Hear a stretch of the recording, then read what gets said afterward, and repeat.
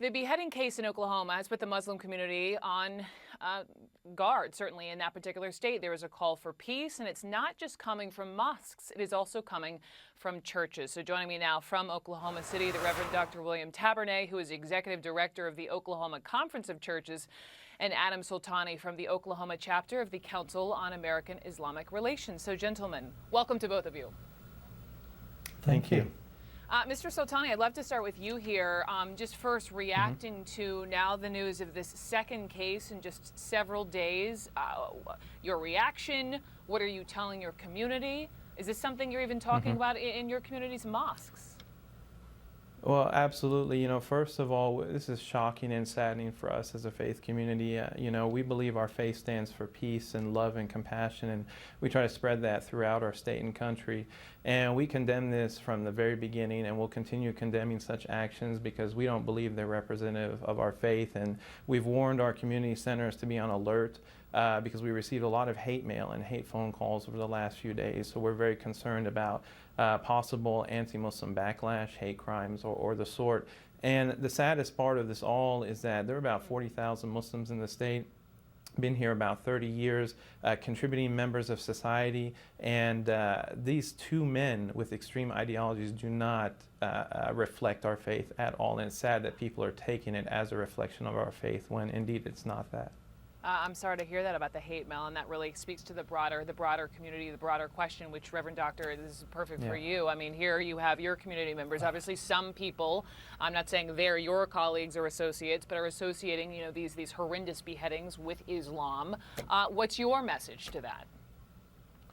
Right. The sadness is that people are making that leap, and as far as we're concerned, we don't know what motivated Mr. Nolan in particular to take the action, that horrific action that he's taken, but we do know that it's not an officially sanctioned, religiously sanctioned act, and so our sadness is that whatever justification is being linked religiously then reflects upon the Islamic community as a whole. And we have a very, very good relationship with the Islamic community here in Oklahoma, and from all the experiences that we've had, we understand that in essence it is a religion of peace. Reverend Doctor, let me just stay with you. I'm just curious, I'm not as familiar with the religious, the makeup of the religious community in the greater Oklahoma City Moore area. What is it like? Right. Well, we have very many various Christian denominations, local churches, but we also have a very strong interfaith community. For instance, the Oklahoma Conference of Churches has interfaith partner members. We have a Religions United committee that includes Buddhists, Sikhs, Islamic Society, the Jewish community, etc.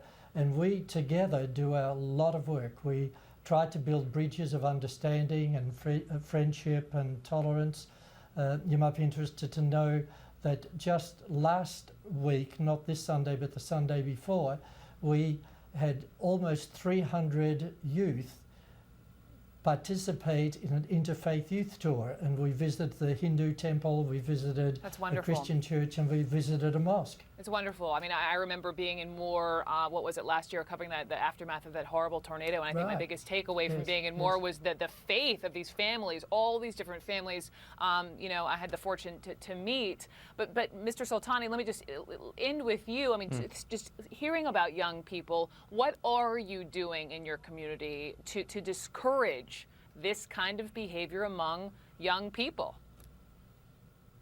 Well, we focus on teaching the faith, and our community leaders, they focus on teaching the essence of the faith, which is peace, dialogue, love, compassion, understanding. And going beyond that, we're heavily involved. Our organization, Council on American Islamic Relations, we make it a point to be heavily involved with the local interfaith community here in Oklahoma City, as well as in other metropolitan areas throughout the state, because we believe the only way we can combat these type of extreme ideologies is to work together as people of faith, not just Muslims, but all faiths together.